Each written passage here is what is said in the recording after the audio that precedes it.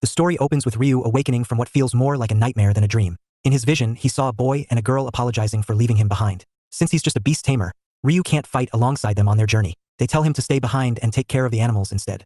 His hand had reached out desperately, begging them to wait for him. Even now, lying in his bed, Ryu realizes his dream was so vivid that his hand had actually extended in reality, just like in the dream. His day begins as usual, heading out to feed the cows. Being a beast tamer does have its advantages, like this particular cow that affectionately nuzzles him in gratitude for the food. Soon, a girl arrives carrying a cat in her arms. She calls out to Ryu, thanking him for taking such good care of her pet. Thanks to Ryu's care, the cat is doing wonderfully now. Hearing this, Ryu happily gives the cat some gentle pets. The girl is genuinely impressed by Ryu's abilities as a beast tamer. Not only does he run his own ranch, but he also provides medical checkups for animals from outside the area. Ryu laughs off the compliment, but internally, being a beast tamer was never really his first choice. Once someone's profession is determined at the church, there's no changing it. Ryu was assigned the role of beast tamer, which is why he now runs a ranch. His two childhood friends, however, received much more exciting roles. One was labeled as a hero's egg, and began training with the knights to eventually become a full hero. The other became a mage and started studying magic at the church's magical academy. Eventually, both achieved great success and set off on a journey to save the world. Sound familiar? Yes, this matches exactly what Ryu dreamed about.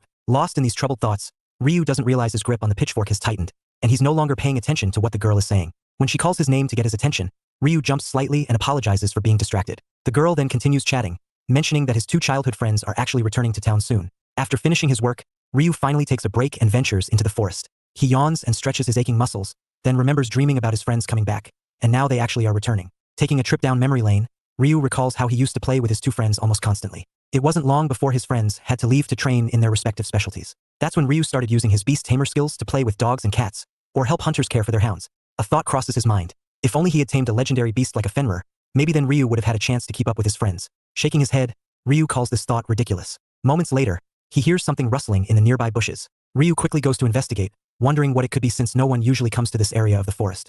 Initially, Ryu thinks it might be a person, but he's about to get the shock of his life. It's actually a wolf, a beautiful black wolf. Ryu is completely mesmerized by its beauty, but then something catches his attention.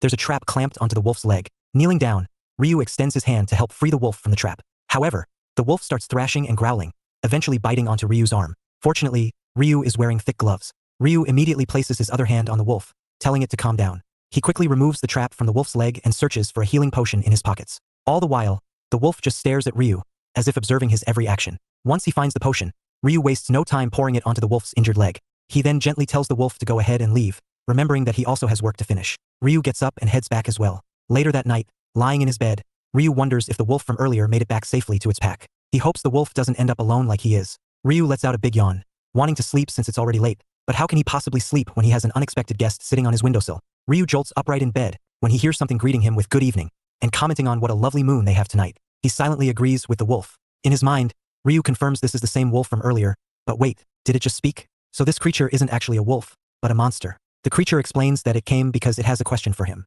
Ryu starts panicking internally. If this beast can speak human language, then it's definitely a higher tier species. When Ryu says he'll answer the question if he's able to, the creature appreciates his honesty. Ryu knows that if he makes one wrong move, he'll be dead in seconds. The creature then asks why Ryu chose to help it and even used a valuable potion to heal its leg earlier in the forest. Ryu is in crisis mode right now.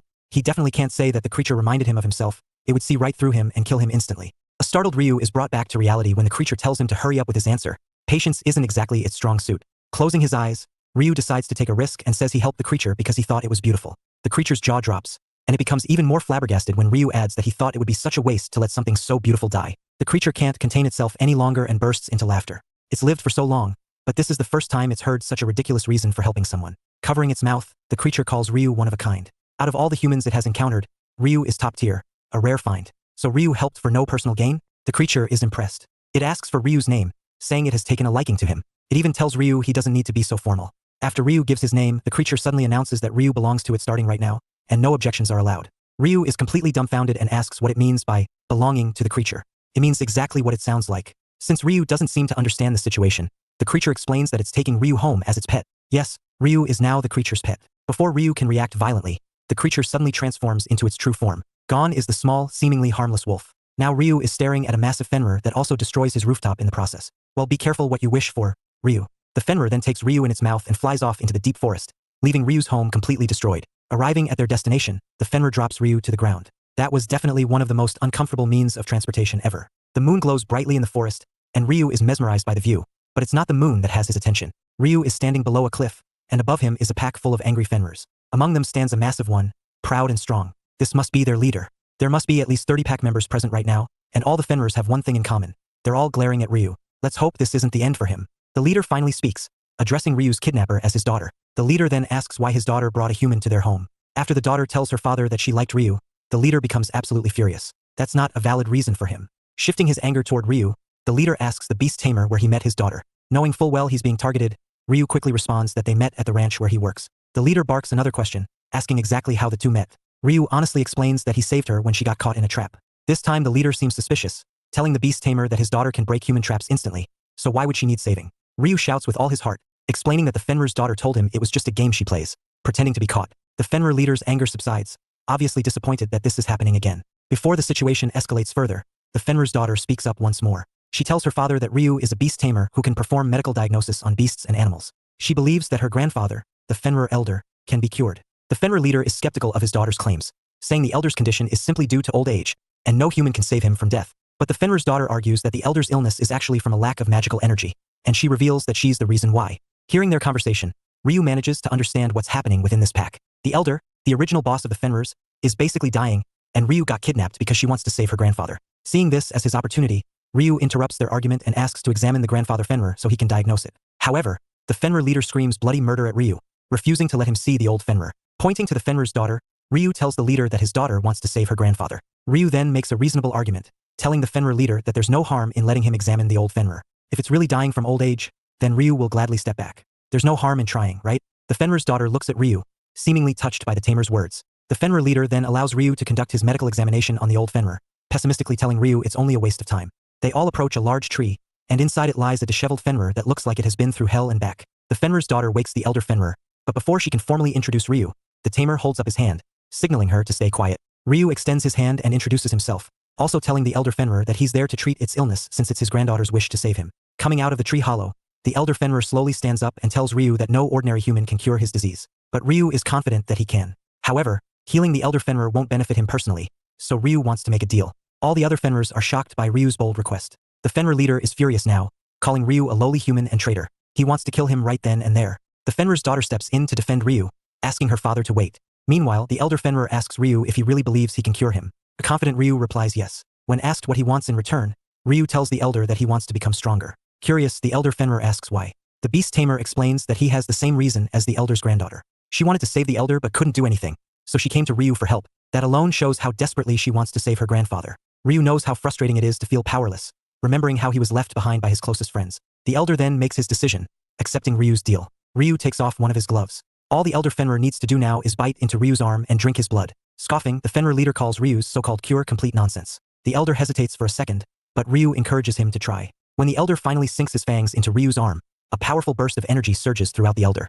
It's so powerful that even the Fenrir leader and his daughter can barely brace themselves. As soon as the elder releases Ryu's arm, the beast tamer cries out dramatically from the pain of the bite. The Fenrir's daughter is confused and surprised by Ryu's level of magical power. No beast tamer could ever be this powerful. At this rate, he's even stronger than a hero. This isn't shocking to Ryu at all. He already knows about his magical power, and he has his reasons. To put it simply, Ryu has way too much magical energy for his body to handle. If he went all out, his body would literally explode. In other words, his magic is so powerful that he can't use it properly under normal circumstances. Magic typically grows as a person undergoes training and discipline, but Ryu hit the jackpot because he was born with it. As he got older, it only increased more. Somehow, it's a waste of potential since Ryu can't properly utilize it. Meanwhile, the elder Fenrir is completely transformed. He's not the old, frail Fenrir from before. Now the elder is full of vigorous energy. To say that Ryu's magic helped would be an understatement. The elder somehow received a complete upgrade. The Fenrir's daughter immediately runs toward her grandfather to give him a warm embrace. She's truly happy to see that her grandfather is nowhere near death anymore. The elder then turns to Ryu, remembering their deal. He tells Ryu that he'll start training with the Fenrir pack.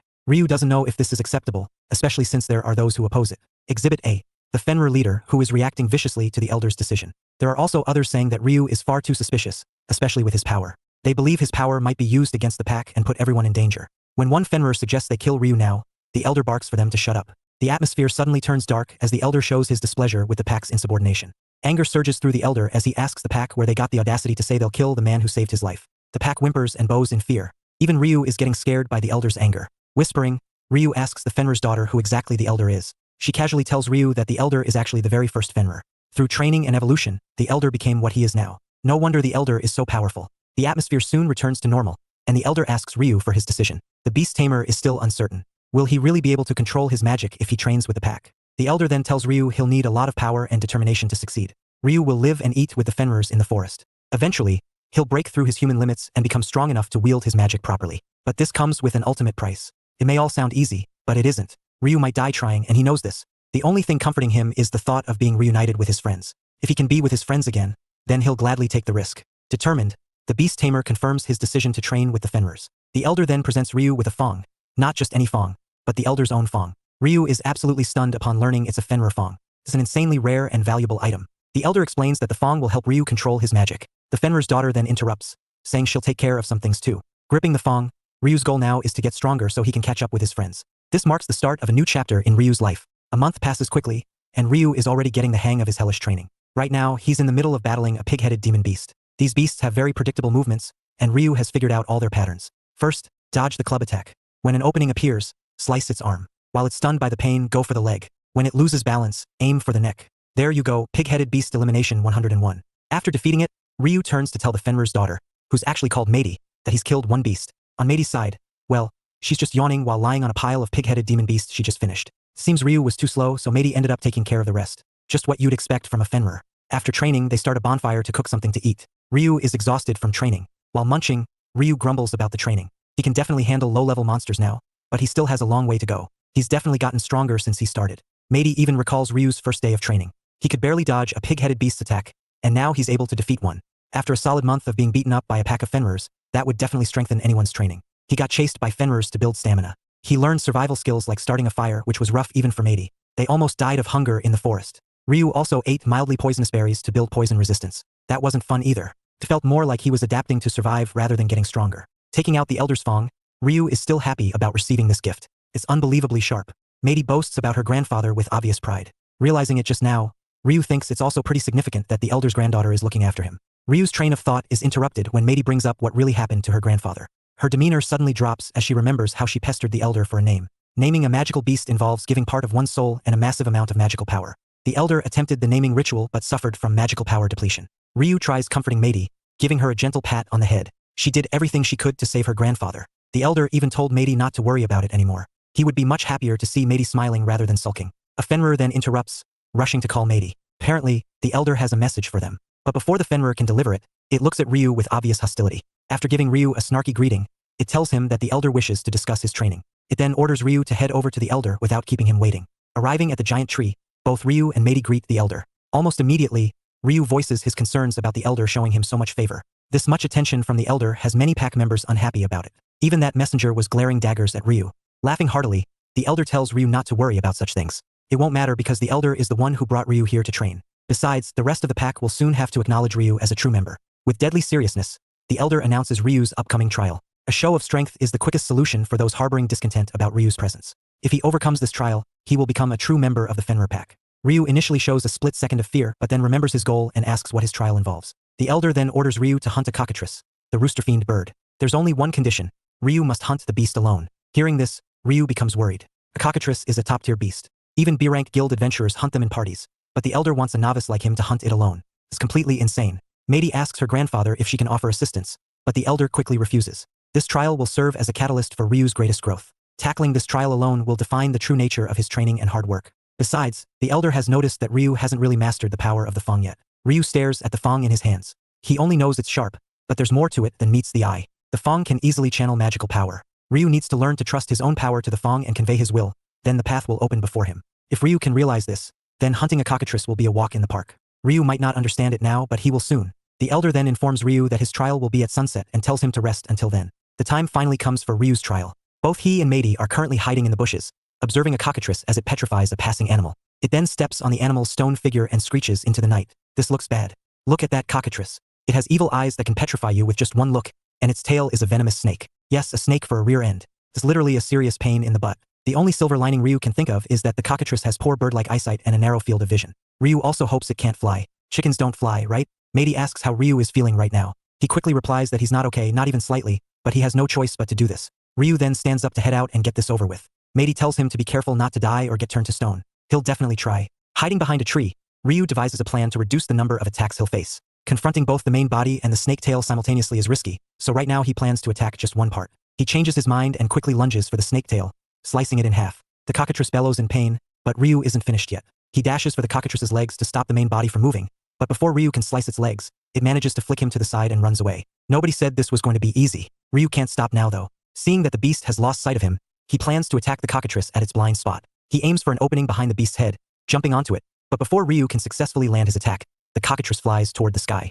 Yes, you heard correctly. Can fly. At least this chicken can fly. Flabbergasted, Ryu wasn't expecting such a turn of events, and now he's cornered. His attacks can't reach the cockatrice now that it's up there. While Ryu plans to wait for the cockatrice to come down, it suddenly flaps its wings and sends out a slicing attack at him. He barely manages to dodge the attacks while the surrounding trees are already cut to pieces. From the side, Meidi worriedly asks if Ryu is alright. He is, somehow, but that gust of wind did manage to slice Ryu's skin on his arm. Ryu didn't expect this beast to be able to use magic as well. Flying and magical power are not a good combination. The cockatrice is still in the air, waiting for Ryu to show himself. The tamer is still trying to devise a plan B. It would be great if he had a long-range attack, but Ryu's magic can barely help with his daily chores and is completely useless for combat. Or so he thought. He remembers the fong in his hands. Staring at it, he also recalls what the elder told him about the fong being a catalyst for his magical power. Could it be possible for him to launch attacks like the cockatrice did earlier? The cockatrice screeches once more, having found Ryu's hiding place. It then flaps another attack at Ryu, slicing through the trees. Ryu has no choice but to try the elder's advice from earlier. Either way, if he doesn't do something, he's dead meat. Stopping in his tracks and closing his eyes, Ryu channels his magical power toward the fong. His magical power swells as Ryu becomes surrounded by some kind of light. Even Meidi notices the power surge from Ryu. In his mind, Ryu forces himself to relax and channel magical power into the fong little by little. He pictures highly concentrated energy gathering at the tip of the fong, and when it's charged to its absolute limit, he fires it. Ryu fires it directly at the incoming cockatrice. Ryu's attack is so powerful it manages to slice through the cockatrice's head while it's still in the air. The cockatrice then lands on the ground with a loud thud, completely headless. Looking at the cockatrice's lifeless body, Ryu can't believe it actually worked. Meidi finally comes out from hiding, congratulating Ryu for successfully clearing his trial. Before Ryu can finish expressing how glad he is, he collapses to the ground from pure exhaustion. He slowly apologizes to Meidi and tells her he's going to sleep for a while. Of all places, Ryu had to fall asleep here. Well, Meidi understands and just stays with him. With eyes closed, Ryu is happy the trial is finally over and he can rest. He then feels a hand on his hair, causing him to open his eyes slightly. He definitely felt a human hand, but he's the only human there. Before Ryu finally gives in to his tiredness, he catches a glimpse of a girl. His consciousness finally fades as he goes into deep slumber. From the elder's point of view, it really is a girl beside Ryu. She even tells him to rest well. As Meidi watches over Ryu, she tells him how splendidly he performed in his trial, congratulating him once more for becoming a member of the pack. As soon as Ryu wakes up from his sleep, he's instantly greeted by a strange show of affection from the pack members. Everyone wants to play with him. Some are even offering dead rabbits as meals, and there are those who want to join Ryu in his training. The pack members are now competing for Ryu's attention, which Ryu doesn't know how to respond to. Meidi approaches Ryu and tells him the good news about passing the trial. Ever since that day, Ryu has become super popular. It does make Ryu happy, but it's not easy getting swarmed by Fenris all day, every day. Even his body and clothes are a mess. Meidi calls this an upgrade.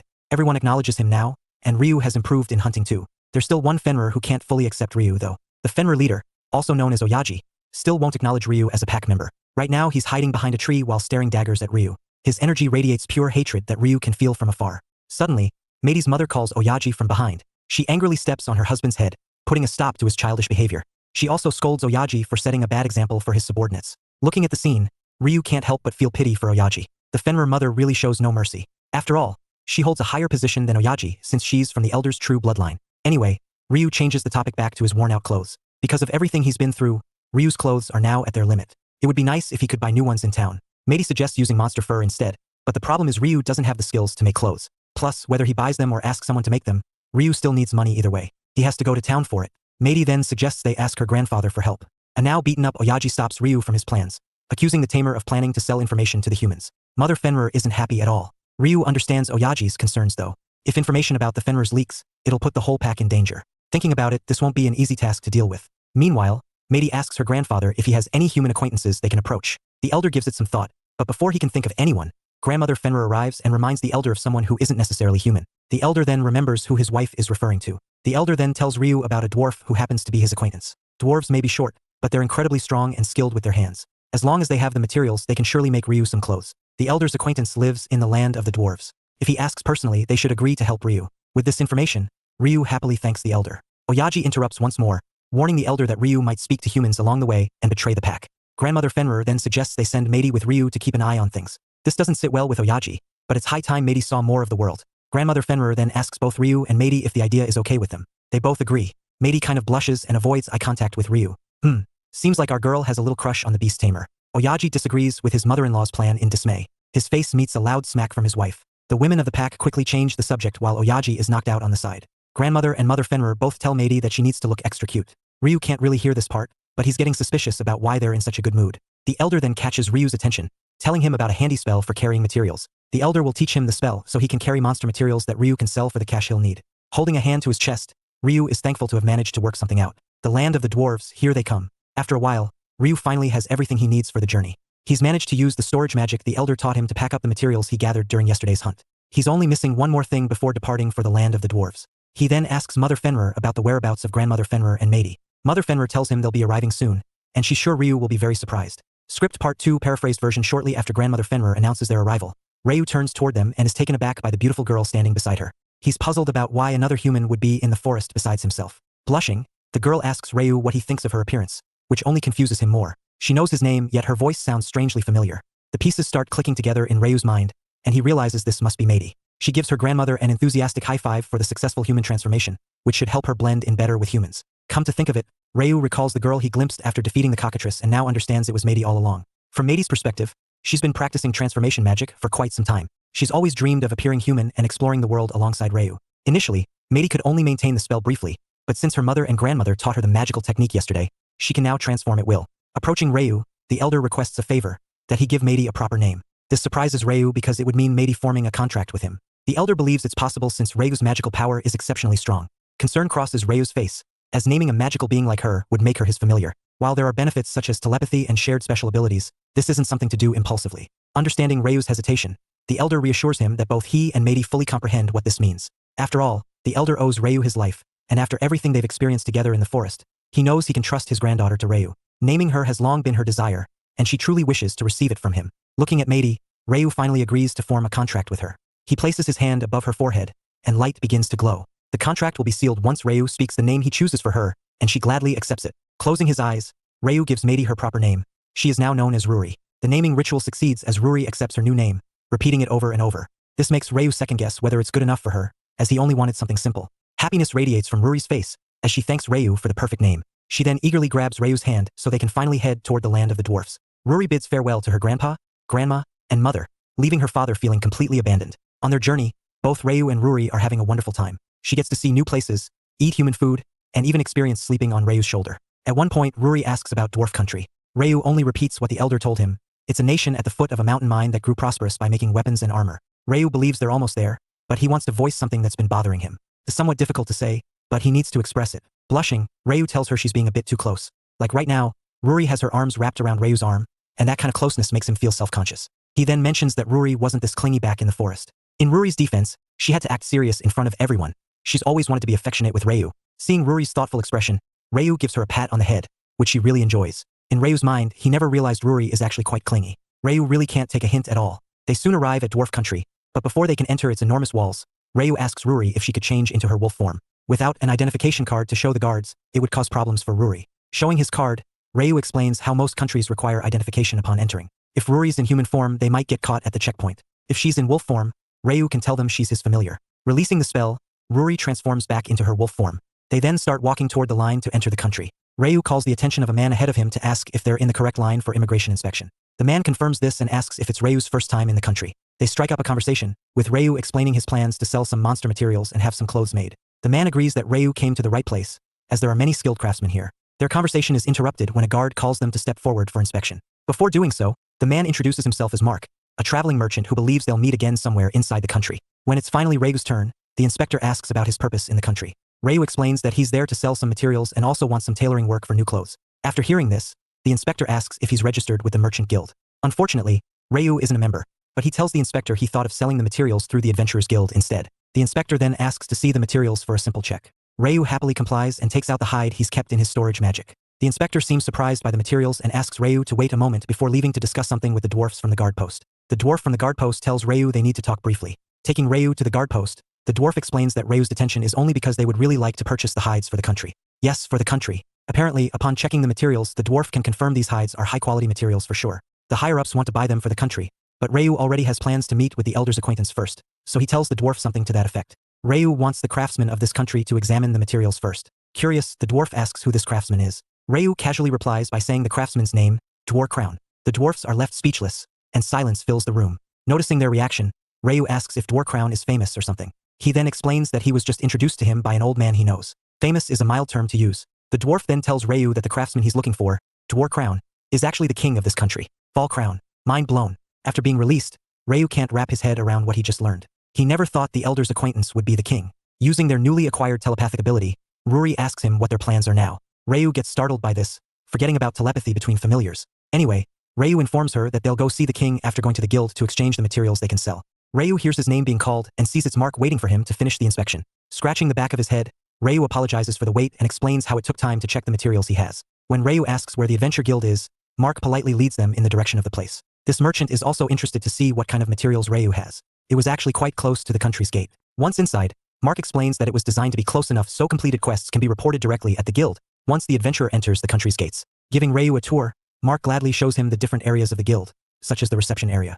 In the back, there are 3 reception desks total, consisting of the general reception for non-guild members to submit requests, the adventure reception where adventurers report or complete requests, and the purchase reception where they buy monster or animal materials unrelated to quests. Since Ryu is there to sell his materials, he'll go to the purchase reception for that. That's exactly what Ryu does. He doesn't waste time and quickly retrieves a piece of low-grade material from his storage. As for the high-grade ones, Ryu will reserve those for the king's eyes. Ryu finally gets the material from his storage, announcing he wants to sell this giant boar's hide. The receptionist quickly heads to the back and asks Ryu to wait for a moment. Many bystanders are in awe of Ryu's material. Even Mark asks where Ryu got the hide from. People start gathering around Ryu, giving compliments for such an amazing hide. It's quite rare to see such a big catch, plus of superb quality. A humble Ryu isn't used to such attention, telling the crowd it's just boar's hide. But Mark refuses to call it just boar's hide when a giant boar is actually an A-rank monster. Ryu never knew a giant boar is an A-rank beast, so he doesn't really know how to react. Living in the Great Forest must have messed up Ryu's sense of reality. The receptionist finally returns to tell Ryu that they're willing to pay him 62 gold coins. Jaw-dropping information. 62 gold coins is enough to live comfortably for a while, so it's no joking amount. Ryu recovers from his reaction, telling the receptionist he's fine with the amount. Getting the bag of gold coins, the receptionist thanks Ryu for the successful deal. Everyone is thrilled for Ryu. One person even hugs him since it's the first time he's seen such a huge amount of money just from selling materials. Another even comments that Ryu might become an exclusive merchant for the country or even become an S-rank adventurer. Thinking about it, Ryu can't seem to wrap his head around the idea of being strong. Now he's strong enough to defeat monsters that are rare and valuable. Ruri, who's been listening to Ryu's thoughts, lifts her chin up proudly, telling him she's the reason why he's become stronger. Anyway, Ryu and Ruri finally have the money needed for his clothes. Now they just need to go meet the king.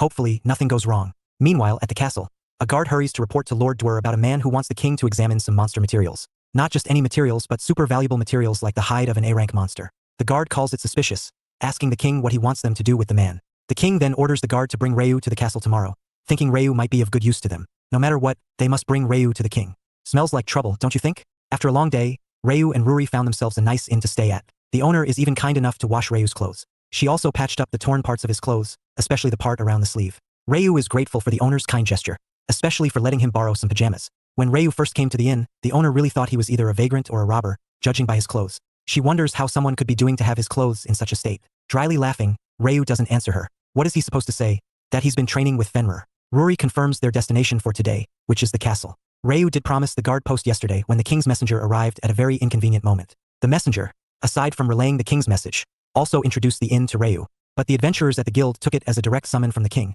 saying Ryu must be a total celebrity and all. They soon arrive at the castle with guards lined up all the way to the doors leading toward the throne room. Ryu takes note of such an extravagant welcoming for an ordinary guy like him. More like a way to trap someone, Ryu thinks. Before opening the doors, the guard warns Ryu not to do anything disrespectful toward the king. Inside, another batch of guards are lined up on both sides of the room, with the king sitting at the center end. Ryu can already feel the intense energy radiating just from the king's gaze. He knows this dwarf is no ordinary being. Judging by the king's aura, Ryu can tell the king's not quite the same level as the Fenrir elder and leader, but this king is definitely up there in the ranks of high-tier monsters. Kneeling down, Ryu gives respect and honor to the king before introducing himself as a beast tamer. The king then goes straight to the agenda, relaying how he's heard from his soldiers about Ryu and his desire to have his clothes made by the king. Ryu takes out the hide from his storage, politely confirming his plans. But the king rudely asks him if Ryu stole the hide he just presented, leaving Ryu stunned by such an accusation. Ryu still remains respectful despite the king's rude behavior. He is the king, but that's not an excuse to be rude.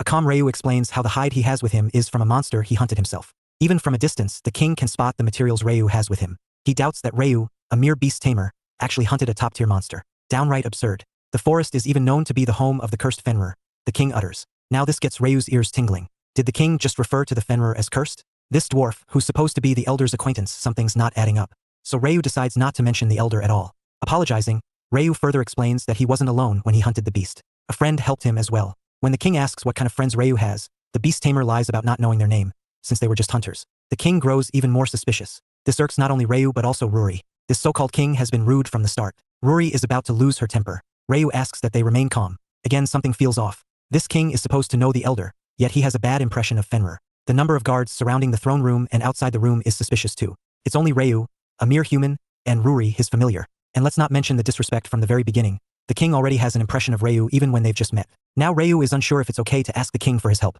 The king then makes an exchange with Ryu.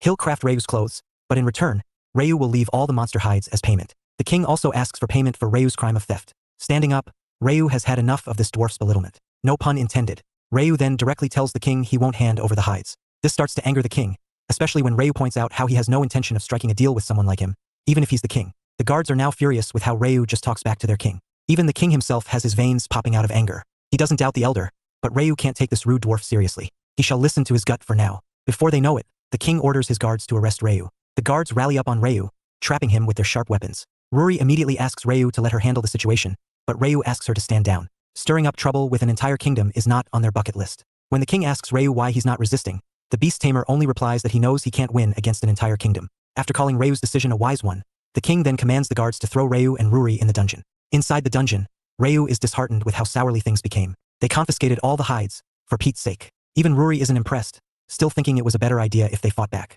Ryu never really expected the outcome to be like this. He thought they would just get kicked out, and he really didn't want to fight someone who's supposedly the elder's friend. The good thing is Ryu still has the thong with him. The guards thought it was just some trinket and didn't bother taking it. Ryu gets the scare of his life when someone utters "hey" from behind. Turning around, Ryu sees it's a dwarf who's asking what he's doing inside the dungeon. Ryu then explains how he refused to sell the monster hides to the king. The dwarf sighs, seemingly disappointed that Ryu got arrested for such a petty thing. When Ryu asks about his crime, the dwarf looks at Ryu with a deadpan expression before telling him it's treason. The dwarf then details how he only told the king they needed to stop hunting monsters in the Great Forest just to get rare materials, because the dwarfs can't really win against Fenrir. Now it makes sense why the king called the Fenrir cursed and why he was desperate for Ryu's hides. With Ryu's and the dwarf's crimes, Ryu now thinks the king has a really bad temper. Ryu really thought he'd be some great dwarf since he's friends with the elder. Ryu's train of thought is interrupted when the dwarf tells him that the current king is actually a fake. The man Ryu just met is Lord Dwar's identical twin brother, Lord Dolph. Another plot twist that sends Ryu into a state of shock. Anyway, Lord Dolph apparently imprisoned Lord Dwar, brainwashed his advisors and soldiers, and locked them up. Since Lord Dolph has always been in the shadows,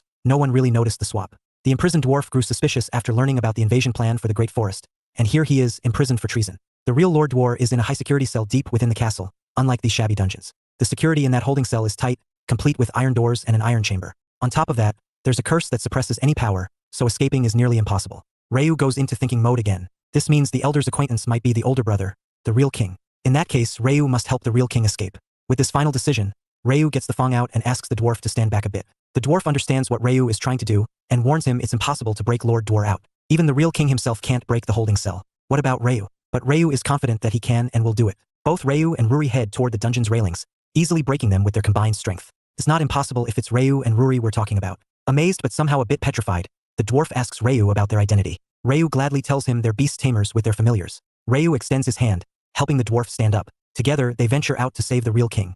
Hiding behind a wall, the dwarf tells Ryu that Lord Dwar is imprisoned at the end of the hall where two guards stand by. The dwarf is still a bit doubtful if they can really save Lord Dwar, but Ryu reassures him they can. They have business with the real king, they'll definitely save him. Ryu then asks the dwarf if he can somehow fight. The dwarf shares he's actually a warrior, but without a weapon that's sort of impossible. No worries, Ryu and Ruri will take the lead while the dwarf can stay back and keep an eye on things. Before you know it, Ryu and Ruri are already running toward the guards. The guards are now on their feet, commanding Ryu and Ruri to stop or they'll get killed. Ryu doesn't want a bloodbath and tells Ruri exactly that. Their goal is to knock them out. Right now, Ruri's role is to keep them distracted while Ryu attacks them. A guard aims his weapon at Ryu, which he swiftly dodges. Their combat style is totally different from other monsters. Dwarfs move slower, even in comparison to Fenrir. The dwarf's presences and actions are so much easier to read than other monsters too. Ryu easily delivers an attack on the guard's neck, knocking him out in the process. The other guard is swinging his sword at Ruri, expecting to defeat a mere wolf with one swing. However, the guard's sword gets sliced in half. Ryu quickly sees an opening and kicks the guard straight in the face. Now that that's over, Ryu calls the dwarf out. The dwarf is actually surprised to see the two guards completely defeated. Their country's soldiers shouldn't be weak at all, but they're no match for Ryu, who's been training hard to get strong. Now their problem is this door. Ryu gives it a solid knock. Yep, that's a solid iron door. It's cursed too. It's impossible to get out from the inside, but what if the curse doesn't affect the outside of the door? Giving it one slash, Ryu is able to easily break the cursed door, revealing Lord Dwar, who's just been sitting in isolation. The real king immediately opens his eyes, asking who Ryu is. The beast tamer immediately introduces himself as a beast tamer. Lord Dwar is indeed surprised that a tamer made it all the way inside his cell. Ryu then shares how he was treated badly by the fake king. Hearing this, the real king immediately apologizes on behalf of his foolish brother. Ryu gets down to business and asks Lord Dwar if he could craft some clothes for him. When the king asks why it needs to be specifically made by him, Ryu tells him about being referred by the elder. This somehow angers Lord Dwar a bit. He doesn't believe Ryu's words since he knows the elder shouldn't have any human acquaintances. But Ryu assures him, even taking out the thong and showing it to Lord Dwar. Aside from that, there's Ruri, who magically turns herself into a human again. Lord Dwar now believes Ryu, especially witnessing the Fenrir's human transformation magic. Ryu then explains that Ruri is actually the elder's granddaughter, making her solid proof of Ryu's statement earlier. Even examining the thong, Lord Dwar knows it's the real thing. He then apologizes for doubting Ryu before granting the beast tamer's request. Then they went to the other holding cells where other dwarfs are imprisoned. Ryu immediately gets busy breaking the cells so the dwarfs can escape with Lord Dwar. After everyone is freed, there's only one task left for Ryu and everyone else, to defeat the fake king and take back the crown. However, Lord Dwar asks Ryu to stand back. This deflates Ryu's excitement from just seconds ago. Looking at his men, Lord Dwar explains how he was ambushed before and ended up losing. Today they'll surely win if they go head-on. So at this point, Ryu and Ruri have done their parts. Lord Dwar knows he needs to finish this battle by himself. It's a mess his little brother made. It's only fair as the eldest to clean it up. Ryu fully understands the king's sentiments and tells them to take care. Lord Dwar then points to the direction of an exit route at the left end of the hallway. The king promises to reach out once they've successfully dethroned Lord Dolph. With the true king's command, every single dwarf cheers out as they run toward the throne room. After they've left, Ryu also tells Ruri they'll head back to the inn for now. As they're walking down the hallway, Ruri hears something nearby. Her ears have picked up the sound of a crying animal. Could it be an animal they've kept for materials? Ruri's not sure either, but they'll have to stay alert just in case. The cry comes from around the corner of the hallway. Leading the way, Ryu prepares to meet the so-called monster. Both Ryu and Ruri are shocked to see a chick lying on the ground helplessly. Crouching to the ground, Ryu tries to touch the little bird,